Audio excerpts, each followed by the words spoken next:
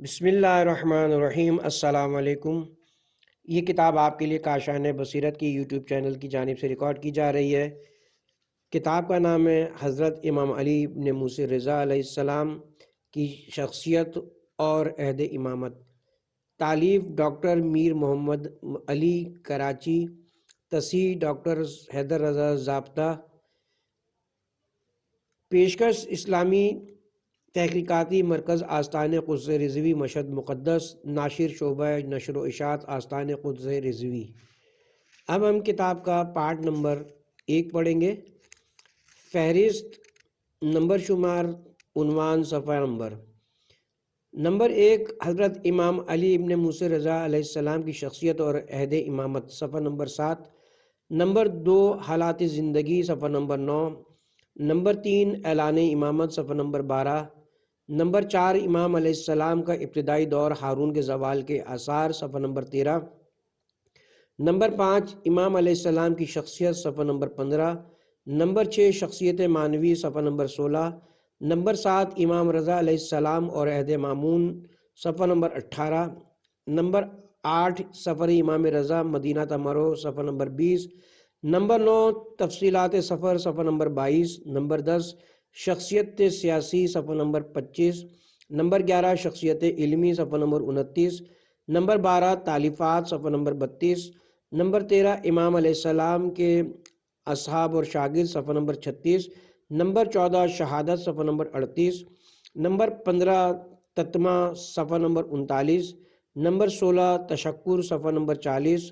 Number 17، عہد نامہ ولی عہدی، صفحہ نمبر 41۔ حضرت امام علی ابن موسی رضا علیہ السلام کی شخصیت اور عہد امامت۔ ابتدائیہ۔ حضرت امام علی ابن موسی رضا علیہ السلام کی شخصیت اور عہد امامت کے تجزیاتی مطالعے کو میں قرآن مجید کے سورہ حج کی 41ویں آیت سے شروع کرنے کی سعادت حاصل کر رہا ہوں۔ شروع کرتا ہوں اللہ کے نام سے جو بڑا مہربان اور نہایت رحم والا ہے۔ وہ لوگ ایسے ہیں جنہیں جب زمین پر صاحب اقتدار بنایا گیا تو انہوں نے نماز قائم کی، زکوٰۃ ادا کی، نیکی کا حکم دیا اور بدی سے روکا، اور ہر چیز کا انجام اللہ ہی کے ہاتھ میں ہے۔ اس آیت کی تفسیر میں امام حسین علیہ السلام اور امام موسیٰ کاظم علیہ السلام سے منقول ہے کہ یہ آیت مخصوص ہے ہم اہل بیت کے لیے، اور تفسیر نور الثقلین کے بموجب حضرت امام محمد باقر علیہ السلام نے کہا کہ یہ پوری آیت آل محمد کی شان میں نازل ہوئی ہے۔ ان وضاحتوں کے بعد اس میں کوئی شک نہیں کہ اپنی عمومیت میں یہ آیت تمام ائمہ اثناء عشر کو سمیٹے ہوئے ہے۔ اس آیت کے مندرجات کے پس منظر میں جب ہم امام رضا علیہ السلام کی معنوی، علمی اور سیاسی شخصیت کا مطالعہ کرتے ہیں تو امام رضا ایک امتیازی حیثیت کے حامل نظر آتے ہیں۔ وہ اس طرح کے ائمہ حقہ امامیہ میں حضرت امیر المومنین کی ظاہری خلافت کے بعد امام رضا ہی وہ فرد ہیں جنہوں نے دور امامت میں ولی عہدی کے منصب پر فائز ہو کر مندرجہ بالا آیت میں بیان کردہ شرائط کی تکمیل کے ساتھ انتظام مملکت میں اعانت کی عملی مثال قائم کی، اور بتایا کہ دین سیاست سے اور سیاست دین سے جدا نہیں، بشرطے کہ یہ عمل احکام خداوندی کے تحت بجا لایا جائے۔ اس مقالے میں 3 بنیادی حوالوں سے امام رضا علیہ السلام کی شخصیت پر بحث کی گئی ہے۔ نمبر 1، امام کی معنوی اور روحانی شخصیت۔ نمبر 2، امام کی سیاسی بصیرت اور ولی عہدی کے مضمرات۔ نمبر 3، امام کی علمی فیوز۔ حالات زندگی۔ امام رضا علیہ السلام کی تاریخ ولادت 11 ذی سن 148 ہجری روز جمعہ یا پنجشنبہ پر اکثر مورخین متفق ہیں۔ اس لحاظ سے آپ کی ولادت کا سال آپ کے جد بزرگوار امام جعفر صادق علیہ السلام کے سال شہادت کا ہم اثر ہے۔ لقب رضا کی وضاحت۔ ہمارے ائمہ علیہ السلام کے نام، لقب اور کنیت میں ایک خاص پیغام ہوتا ہے، مثلا سجاد، باقر، صادق وغیرہ۔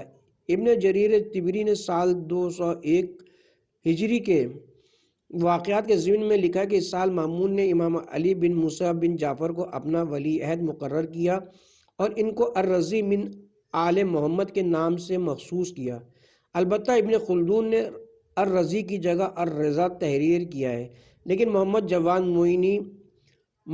جواد معینی کتاب امام علی بن موسی رضا منادی توحید و امامت نے مختلف روایات کی روشنی میں یہ دلیل دی ہے کہ اس لقب کا ولی عہدی سے کوئی تعلق نہیں، بلکہ مامون کے وزیر خاص فضل بن سہل نے امام کے نام اپنے تمام پیغامات میں لفظ موسی رضا سے مخاطب کیا، جو اس لقب کی قدامت پر دلیل ہے۔ اس کے علاوہ ابو الحسن، ابو علی اور ابو محمد آپ کی کنیت ہیں۔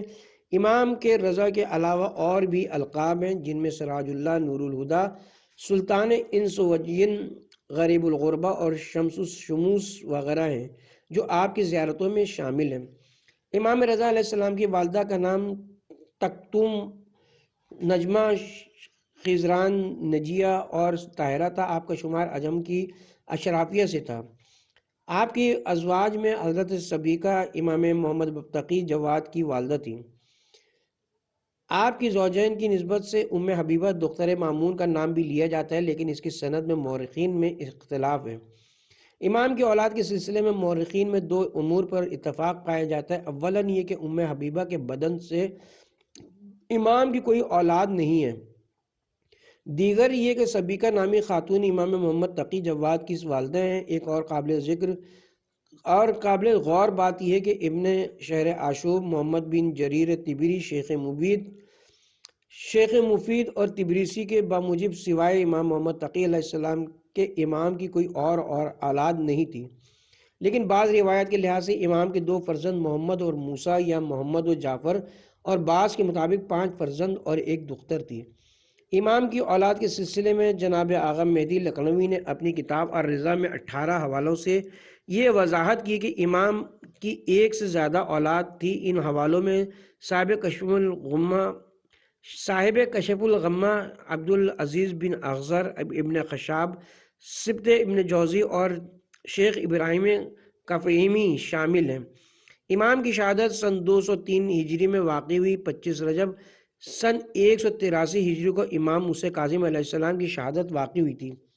اس طرح امام رضا علیہ السلام تقریباً 35 سال اپنے والد بزرگوار کی سرپرستی میں گزارے، لیکن اس دوران کئی موقعوں پر امام موسی کاظم علیہ السلام ہارون کی قید کی سختیاں برداشت کرتے رہے، اور یوں آپ شفقت پدرانہ سے زیادہ عرصے تک محروم رہے۔ اعلان امامت۔ شیعہ عقیدے کے بموجب امامت ایک مذہبی وصف ہے، یعنی اس کا تعین خود اللہ تعالیٰ کرتا ہے، اور ایک امام آنے والے کی نشاندہی کرتا ہے۔ اس عمل کو نص کہتے ہیں، یعنی منشاء الہی کا اظہار۔ امام موسی کاظم علیہ السلام نے اپنی زندگی میں ہی اہل بیت کی ممتاز شخصیتوں کے سامنے اپنے فرزند علی کی جانشینی کا اعلان فرمایا تھا۔ سن 183 ہجری میں اپنے والد کی شہادت پر امام رضا نے اپنی امامت کا اعلان کیا۔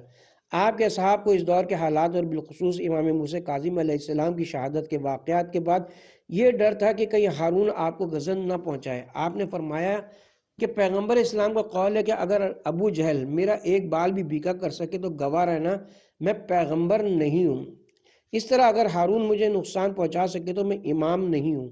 امام رضا علیہ السلام نے اپنے 55 سالہ دور زندگی میں 6 خلفائے بنی عباس یعنی منصور، مہدی، ہادی، ہارون، امین اور مامون کا دور حکومت دیکھا ہے۔ آپ کی امامت کے ابتدائی 10 سال کے دوران ہارون کی خلافت تھی۔ اس دوران بغداد میں ہارون کے ظلم و ستم کا بازار گرم تھا۔ ہارون کا سن 193 ہجری میں انتقال ہوا، جو کہ سن 809 عیسوی۔ اس کے بعد 10 سال ہارون کے بیٹوں امین اور مامون کا دور خلافت تھا۔ امام علیہ السلام کا ابتدائی دور ہارون کے زوال کے آثار۔ ہارون کی خلافت کے آخری ایام انتہائی کشمکش اور اندرونی سازشوں کی دفاع میں گزرے۔ عوام اس کے ظلم و ستم سے بیزار اور بالخصوص دوستداران اہل بیت امام موسی کاظم علیہ السلام کی شہادت کے بعد حکومت سے بدظن تھے۔ ہارون نے عیسیٰ جلودی کے ذریعے سادات مدینہ کی اور اہل بیت کے مال و اسباب کی لوٹ مار کے واقعات اس کے شاہد ہیں۔ ایک اہم عنصر جو ہارون کی پریشانی کا باعث تھا وہ اہل خراسان کا رویہ تھا۔ اس کا پس منظر یہ کہ جب بنی امیہ کے مظالم اپنی انتہا کو پہنچ گئے تو ابو مسلم خراسانی نے دعوت رضائے آل محمد کے نام سے ایک تحریک شروع کی، جس نے بالآخر بنی ہاشم کے طرفداروں کی جدوجہد کے نتیجے میں بنی امیہ کی حکومت کو درہم برہم کر دیا۔ مگر جب عنان حکومت بنی عباس کے ہاتھ میں آنے کے بعد بھی اہل خراسان کو مایوسی رہی اور حق بے حق دار نہیں ملا تو انہوں نے حکومت بغداد کو چین سے نہیں بیٹھنے دیا۔ ان حالات کے نتیجے میں ہارون نے محسوس کیا کہ بغداد میں بیٹھ کر خراسان کا انتظام نہیں چلایا جا سکتا۔ بالآخر ہارون نے سلطنت بنی عباس کے انتظام اپنے تینوں بیٹوں امین، مامون اور قاسم میں تقسیم کر دیا۔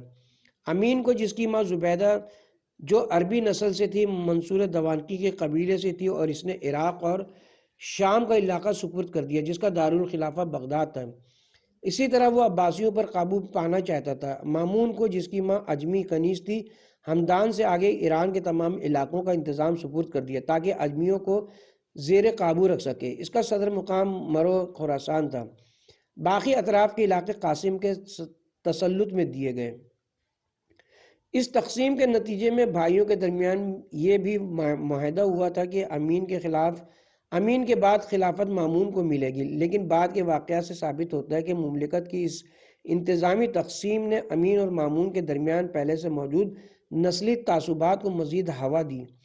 ہارون کے انتقال سن 193 ہجری 809 عیسوی کے بعد دونوں بھائیوں میں تعلقات مزید کشیدہ ہو گئے۔ امین نے تقسیم کے معاہدے کی خلاف ورزی کرتے ہوئے اپنے بیٹے موسیٰ کی بیعت کا حکم جاری کیا۔ حالات میں مزید سنگینی اس وقت پیدا ہو گئی جب محمد ابن ابراہیم طباطبائے نے، جو علویوں کی مشہور شخصیت تھی، بھائیوں میں اس محاذ آرائی کے دوران کوفے سے یمن تک قبضہ جما لیا، اور بغداد میں جہاں بنی عباس کا زور تھا، علویوں کی شورش کا بھی خطرہ پیدا ہو گیا تھا۔ 4 سال کی معرکہ آرائی کے بعد امین کو شکست ہوئی اور وہ 198 ہجری میں قتل کر دیا گیا اور مامون سلطنت بنی عباس کا خلیفہ بن گیا۔ ان تمام واقعات کے دوران امام رضا علیہ السلام مدینے میں مقیم رہے اور ہدایت و رشد کے فرائض انجام دیتے رہے۔ ان کے اس طرز عمل پر حکومت کی جانب سے کوئی تعرض نہیں تھا، کیونکہ اس دوران حکومت اپنے اندرونی خلفشار سے نبرد آزما تھی۔ امام رضا علیہ السلام کی شخصیت۔ شیعہ ائمہ کی شخصیت کے مطالعے کے سلسلے میں ان کی معنوی، علمی اور سیاسی زندگانی کا جائزہ ضروری ہے۔ معنوی یا روحانی زندگی سے مراد وہ خصوصیات ہیں جو خدا کی خاص عنایات کے طور پر ان کے اور خدا کے درمیان ایک رشتہ استوار کرتی ہیں۔ یہ ان کے عبادات، تقوی اور اخلاق کی عکاسی کرتا ہے۔ امام کی معنوی خصوصیات کے ضمن میں خود امام رضا علیہ السلام فرماتے ہیں کہ یہ ضروری ہے کہ امام تمام افراد سے دانا ترین، پرہیزگار، بردباری اور دلیری، بخشش اور پارسائی میں سب سے افضل ہو۔ ان صفات کی موجودگی اس لیے بھی ضروری ہے کہ پیغمبر کے بعد وہ احکام رسالت کا اجرا کنندہ ہے اور دین کے مبہم نکات اور دقیق مسائل جو عام انسانوں کی نظر سے اوجھل رہتے ہیں، ان کی وضاحت امام کی ذمہ داری ہے۔ شخصیت معنوی۔ امام کی شخصیت معنوی کے ضمن میں نجم الحسن قراروی لکھتے ہیں کہ امام گفتگو میں بےحد نرم مزاج تھے۔ جب بات کرنے والا اپنی بات ختم کر لیتا تب اپنی طرف سے کلام کا آغاز فرماتے، کسی کے کلام کو قطع نہیں کرتے، راتوں کو کم سوتے، اکثر روزے رکھتے تھے، مزدور کی مزدوری پہلے طے فرماتے تھے پھر اس سے کام لیتے۔ مشہور شاعر ابونو اس ایک سوال کے جواب میں کہا کہ جس کے آبا و اجداد کے آستانے کا جبرائیل خدمتگار تھا، اسی مدح محال تھی۔ عبداللہ بن مطرف بن حامان سے مامون نے امام رضا علیہ السلام کی بابت دریافت کیا تو اس نے برجستہ کہا کہ اس کے بارے میں کیا کہوں، جس کی طینت رسالت میں پیوستہ اور اس کی سرشت میں وحی ہے۔ امام رضا علیہ السلام اپنی ذاتی اور اجتماعی زندگی میں خلق پیغمبر کی ایسی تصویر تھے کہ بے اختیار رسول اکرم صلی اللہ علیہ وسلم کا خلق یاد آ جاتا تھا۔ امام کی شخصیت کا اخلاقی اور روحانی اوصاف کے ضمن میں حسب ذیل حوالوں کا ذکر ضروری ہے۔ نمبر 1، امام کے اخلاق کے پرتو ان کے بے شمار اقوال اور احادیث میں آیا ہے۔ مولانا روشن علی نجفی نے گفتار دلنشین چہاردہ معصومین علیہم السلام کے اردو ترجمے میں چہاردہ معصومین میں سے ہر ایک کے حوالے سے 40 اقوال اور احادیث نقل کیا ہے۔ امام رضا کی احادیث میں ایمان، قرآن، توحید، مومن کی خصوصیات اور فلسفہ نماز کا ذکر ہے۔ نمبر 2، امام نے ذات تعالیٰ کے اوصاف کی نسبت سے حروف تہجی کے ہر حرف کے پنہاں معنی پر بصیرت افروز خطاب فرمایا ہے۔ نمبر 3، امام کے روحانی تصرفات اور معجزات سے متعلق معلومات میں مرزا محمد علی خراسانی نے انگریزی میں زائرین مشہد کے حوالے سے امام کے 34 معجزات تحریر کی ہیں۔ عباس حیدر سید نے اپنی تالیف الحمدللہ میں امام رضا علیہ السلام کے 10 معجزات شامل کیے ہیں۔ امام علیہ السلام کی شخصیتوں کو سمجھنے کے لیے ائمہ علیہ السلام کی شخصیتوں کو سمجھنے کے لیے تاخیری بخل کے کوہ گراں کی رکاوٹوں کو تحقیق اور تجسس سے عبور کرنا ضروری ہے۔ اس جستجو میں ہمیں فضل اللہ بن روز بہان اصفہانی نظر آتے ہیں، جو اپنی بعض تالیفات کی وجہ سے فریقین میں متنازع شخصیت ہیں، لیکن 14 معصومین پر صلوات کے موضوع پر اپنی کتاب وسیلۃ الخادم علی المخدوم میں آپ نے امام رضا علیہ السلام کو احسان اور مودت کا پیکر، توحید کی نشانیوں کو رفت عطا کرنے والا اور کمال علم و معرفت کے القاب سے یاد کیا ہے۔ امام رضا علیہ السلام اور عہد مامون۔ امام رضا کی زندگی کے آخری 10 سال جو کہ عہد مامون کے اہم زمان تھے، تاریخی لحاظ سے اہم ہے۔ اس اہمیت کو سمجھنے کے لیے ہمیں کچھ ماضی میں جانا ہوگا۔ واقع کربلا کے بعد خاندان رسول اور عام مسلمانوں کے درمیان جو رابطہ منقطع ہو گیا تھا، ائمہ صادقین علیہ السلام نے اپنے دور مدینہ میں اسلامی درسگاہ قائم کر کے اس کو بحال کر دیا تھا۔ یہاں ایک وقت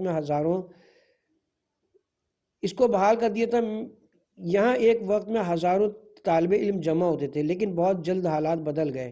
دوسری صدی ہجری کے وسط تک ہارون نے بنی عباس کی سلطنت کو عروج پر پہنچا دیا، اور امام موسیٰ کاظم علیہ السلام کی ایک طویل عرصے کی قید تنہائی میں تشیع کی دنیا میں ایک خاموشی چھانے لگی، اور ملوکیت نے واقع کربلا کو عوام کے ذہنوں سے مٹانے کی اپنی کوششوں کو تیز کر دیا۔ صرف مدینہ اور حجاز کے کچھ حصوں میں فقہ اور دانشوروں کی حد تک اہل بیت علیہ السلام کا ذکر محدود ہو گیا۔ ان حالات میں 183 ہجری میں امام ہفتم کی شہادت کے بعد امام رضا علیہ السلام نے اپنی امامت کا اعلان کر دیا تھا۔ امین کے قتل کے بعد امام رضا علیہ السلام کے حوالے سے مامون کے لیے 3 راستے تھے۔ ایک، اپنے آبا کی پیروی میں امام کے ساتھ وہی سلوک کرتا جو امام کے والد کے ساتھ روا رکھا گیا، یعنی قتل کر دینا، لیکن اس میں عوام کے غم و غصے کا امکان تھا۔ نمبر 2، امام کو ان کے حال پر چھوڑ دیتا، مگر اس میں وہ اپنی سلطنت کے لیے خطرہ سمجھتا تھا۔ یا نمبر 3، پھر امام کو اپنے سیاسی نظام کے استحکام کا ذریعہ بنا لیتا۔ مورخین نے مامون کو خلفائے عباسی میں بطور ایک طاقتور ترین، باہوش، دانشمند اور میانہ رو فرد کے طور پر پیش کیا ہے۔ امین کے قتل کے بعد مامون نے حالات کے تقاضوں کے تحت آخری متبادل صورت پر عمل کرنے کا فیصلہ کر لیا، اور اس کو روبہ عمل لانے کے لیے مامون نے یہ فیصلہ کیا کہ امام رضا علیہ السلام کو خلافت کی پیشکش کی جائے۔ یہ ایک سیاسی چال تھی۔ جو شخص جاؤ اقتدار کے لیے اپنے بھائی کو قتل کر دے، یکایک اتنا انصاف پسند کیسے ہو گیا کہ آل محمد کو خلافت کا حقدار سمجھنے لگا؟ محسن مظفر نے امام مامون کے اس رویے اور شیعت کی طرف جھکاؤ کو ایک بناوٹی اور غیر فطری عمل قرار دیا ہے۔ اس فیصلے میں مامون کی نیت یہ تھی کہ امام کو اپنے رنگ میں رنگ لے اور دامن تقویٰ اور فضیلت کو داغدار کر دے۔ اگر امام خلافت قبول کر لے تو وہ اپنے لیے ولی عہد کی شرط پیش کرتا اور اس طرح اپنا استحقاق ثابت کرتا۔ امام رضا علیہ السلام کو خلافت تفویض کرنے کے منصوبے کو روبہ عمل لانے کے لیے مامون چاہتا تھا کہ امام کو مرو بلایا جائے، جو اس زمانے میں خراسان کا مرکزی شہر تھا۔ شیخ مفید، شیخ صدوق مسعودی اور کلینی جیسے مستند حوالوں سے ثابت ہوتا ہے کہ مامون نے امام رضا علیہ السلام کے نام خط بھیجا اور مرو آنے کی دعوت دی۔ امام نے عذر ظاہر کیا، لیکن مامون کے مسلسل خطوط کے نتیجے میں امام نے محسوس کیا کہ مامون اس امر سے دستبردار نہ ہوگا، اور آپ نے مدینے سے مرو سفر کا ارادہ کر لیا۔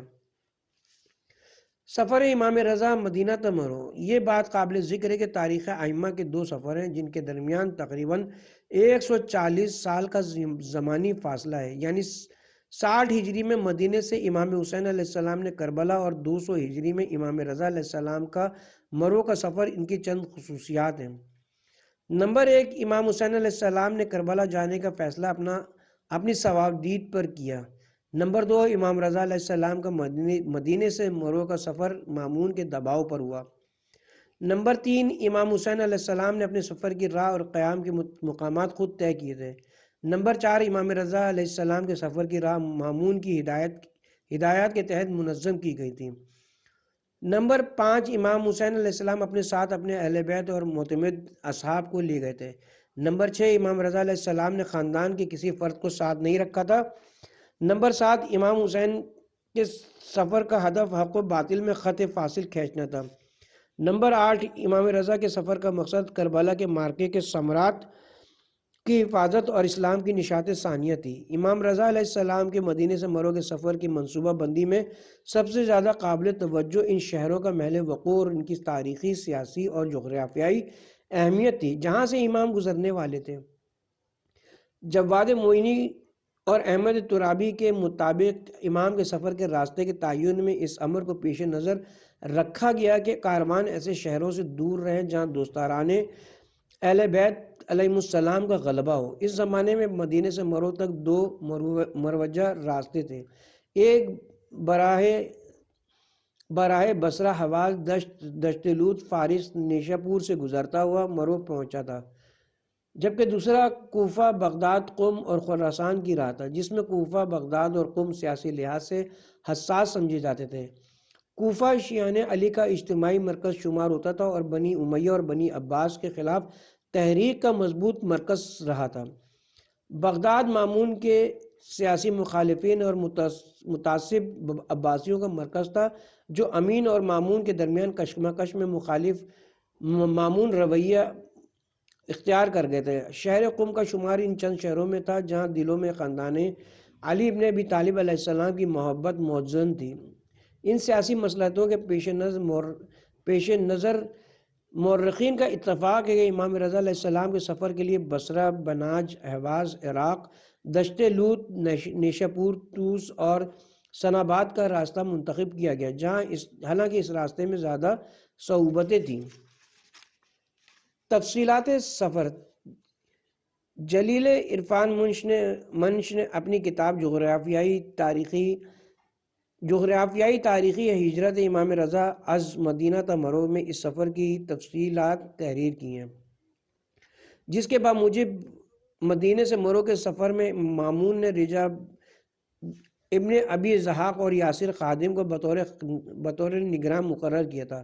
امام کے خاص خادم ابا صلت حروی بھی ساتھ تھے۔ امام کی قبر رسول سے ودا کا منظر امام حسین علیہ السلام کی رخصت سے بالکل مشابہ تھا۔ امام نے فرمایا کہ غربت میں میری رحلت ہوگی اور ہارون کے قریب دفن ہوں گا۔ امام نے اپنے فرزند امام محمد تقی علیہ السلام کو اپنا قائم مقام مقرر کرتے ہوئے اصحاب اور اعزہ کو ان کی ہدایات پر عمل کی تلقین کی۔ بعض روایات کے مطابق مدینے سے امام نے مکے کا ارادہ کیا، لیکن جلیل عرفانی نے مکے کے سفر کو خارج از امکان قرار دیا کہ اولاً وہ خراسان کی مخالف سمت میں واقع تھا، مزید برآں اس زمانے میں مکہ میں محمد دباج اور ابن افتس جو امام زین العابدین علیہ السلام کی اولاد ہیں حاکم وقت کے خلاف قیام کیا ہوا تھا۔ اس وقت کے محدود ذرائع ابلاغ میں یہ سفر اہل بیت کی حقانیت کو نشر کرنے میں بہت مثبت اثرات کا حامل تھا۔ سفر کے دوران امام کے بے شمار کرامات کا ظہور ہوا، جس میں سے چند یہ ہیں: اہواز میں طبیب کو علاج کے لیے ایک نامعلوم درخت کے پتے کی نشاندہی کرنا، نیشاپور میں 34,000 راویوں کے سامنے حدیث سے سلسلۃ الذہب یعنی کلمۃ لا الہ الا حسنی فمن دخل حسنی امن من عذابی بشرطها و شروطها و انا من شروطها کا اعلان، اس میں ولایت کی شرط کے ذریعے امام والے اسلام کے مقابلے میں ملوکیت کے اسلام کی نفی کر دی۔ نیشاپور میں چشمے کا برآمد ہونا جو آج تک جاری ہے، کوہ سنگی میں برتن بنانے کے پتھروں کا نرم ہو جانا جو آج تک موجود ہے، بناج میں محمد بن عیسیٰ حبیب بناجی کو اس کے خواب کی تعبیر میں مثل حضرت صرف 18 کھجور دینا۔ تقریباً 1 سال کے سفر کے اختتام پر امام رضا علیہ السلام سن 201 ہجری کے پہلے نصف سے مرو میں وارد ہوئے۔ مرو پہنچنے پر مامون نے اور اہل خراسان نے امام کا شایان شان استقبال کیا۔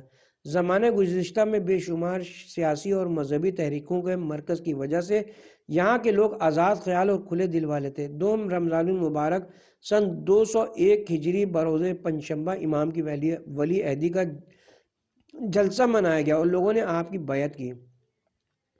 اس موقع پر مامون نے حلف نامہ ولی عہدی خود تیار کیا تھا جو بطور ضمیمہ مقالے میں موجود ہے۔ امام کی ولی عہدی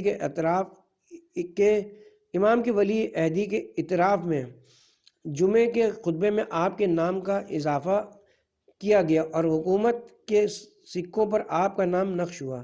انہی سکوں کو عقیدت مندوں نے بعد کے دور میں بطور تبرک اور ضمانت سفر کے دوران اپنے پاس رکھنا شروع کیا، جس سے رسم امام ضامن کی بنا پڑی۔ حضرت امام رضا علیہ السلام کا مامون کی ولی شخصیت شخصی۔ حضرت امام رضا علیہ السلام کا مامون کی ولی عہدی قبول کرنا اور امور مملکت میں ائمہ کی شراکت کا ایک منفرد واقعہ ہے۔ امام کے اس فیصلے کے محرکات سمجھنے کے لیے جب ہم ائمہ حقہ کے 250 سالہ تاریخ کا مطالعہ کرتے تو ایک بدلتا ہوا نقشہ نظر آتا ہے جس میں ہر امام نے اپنے دور کی حالات کے تقاضوں کے تحت ایک خاص حکمت عملی اختیار کیا۔ مثلا امام علی علیہ السلام نے 24 سال خاموشی کے بعد اپنے زمانے میں معاشرے کی اصلاح، مخالفین سے جنگ اور مشکل فیصلوں کو امت کی اخلاقی، علمی اور اجتماعی رہنمائی کے لیے ضروری سمجھا۔ امام حسن علیہ السلام نے معاویہ کے ساتھ صلح کو ناگزیر جانا۔ اسے برعکس حسین ابن علی علیہ السلام نے شرائط صلح کی یزید کی جانب سے خلاف ورزی پر ایک نئے عنوان سے ہجرت اور جہاد کے ذریعے حق اور باطل کے درمیان خط کھینچا۔ لیکن بعد کربلا امام سجاد نے ہدایت کے پیغام کو دعاؤں کے پیراہن میں ملبوس کر دیا، جبکہ امام صادقین نے اموی اور عباسی خلافتوں کے درمیان انتقال اقتدار کی کشمکش کے وقفے کو علوم و معروف اسلامی اور فقہ محمدی کی ترویج و اشاعت کے لیے بھرپور استعمال کیا۔ امام موسیٰ کاظم علیہ السلام اور امام رضا علیہ السلام کے بعد ائمہ نے بغداد اور سامرا کے قید خانوں کی گوشہ نشینی سے پیغام حق پہنچایا، جبکہ امام رضا علیہ السلام نے ولی عہدی قبول کر کے ایک منفرد اقدام کیا۔ اگر حالات کے تناظر میں ائمہ کے عمل میں واضح فرق نظر آتا ہے تو یہ نہ تو ان کی صلاحیت ہے فہم فرق کی نشاندہی اور فکر کا اختلاف ہے، کیونکہ اہل بصیرت جانتے ہیں کہ یہ تمام ہستیاں اپنے مقصد و ہدف میں متحد تھے۔ ہر ایک کا مقصد صرف خدا کی ذات، اس کے دین کی ترویج اور کتاب اور سنت کے ذریعے بندوں کی ہدایت اور رہنمائی کے سلسلے کی حفاظت کرنا تھا، جس کے لیے سید الشہداء نے عظیم قربانی دی تھی۔ اس ضمن میں ڈاکٹر علی شریعتی اپنی کتاب تشیع میں لکھتے ہیں کہ امام صادق علیہ السلام کے بعد تقریباً 50 سال کے عرصے میں استعماری قوتوں کے پروپیگنڈے کے تحت عوام واقع کربلا کی اہمیت سے بے بارہ ہو رہے تھے اور تشیع کی تحریک اور اہل بیت کے علمی اور فکری جہادوں کی یاد محو ہو رہی تھی۔ اس لیے حضرت امام رضا علیہ السلام کے لیے ضروری تھا کہ ایسی حکمت عملی اختیار کریں کہ ائمہ کی گزشتہ 5 نسلوں کے تاریخی فیصلوں کو قریب لا سکے۔ امام صادق علیہ السلام کے بعد مدینہ کی مرکزی حیثیت اور افادیت ختم ہو چکی تھی اور یہ ایک زیارت گاہ کی حد تک باقی رہ گیا تھا، جبکہ امام رضا علیہ السلام اپنا پیغام سارے عالم کو سنانا چاہتے تھے، جس کے لیے امام کو ایک مرکزی مقام کی ضرورت تھی۔ اس صورتحال کو جب ہم امام کے نقطہ نظر سے دیکھتے تو امام جانتے تھے کہ ولی عہدی کی پیشکش میں مامون قطعی مخلص نہ تھا، بلکہ وہ امام کو اپنے اور بنی عباس کے مخالفین، علویوں اور خراسان کی تحریکوں میں بطور بند باندھنا چاہتا تھا۔ لیکن امام نے اپنی سیاسی بصیرت سے یہ فیصلہ کیا کہ اس موقع کو جو دشمن نے اپنی احتیاج کے تحت فراہم کیا ہے خود اس کے خلاف استعمال کریں اور شیعت کی تحریک کو زندہ کریں۔ یہ بھی امکان تھا کہ اگر وہ مامون کی پیشکش قبول نہ کرتے تو وہ یا تو قید کر دیے جاتے یا قتل کر دیے جاتے، جو اس زمانے کا معمول تھا۔ حضرت امام رضا علیہ السلام مامون کے خلاف کسی فوج کشی کی تیاری نہیں کر رہے تھے، بلکہ جس علمی مبارزے کے ذریعے وہ اب پیغام حق پہنچانا چاہتے تھے اس کے لیے ایک موافق ماحول کی ضرورت تھی۔ حضرت امام رضا علیہ السلام بھی خود اپنے علم میں امامت سے جانتے تھے کہ اس نوعیت کی خلافت کے لیے ناموزوں ہوں گے جو مامون پیش کر رہا تھا، اور ان کے لیے دائرہ امامت سے بالکل باہر آ جانا مناسب نہ ہوگا۔ اس لیے امام نے مامون کی خلافت کی پیشکش کی سختی سے مخالفت کی۔ اس ضمن میں امام اور مامون کے درمیان طویل گفتگو ہوئی۔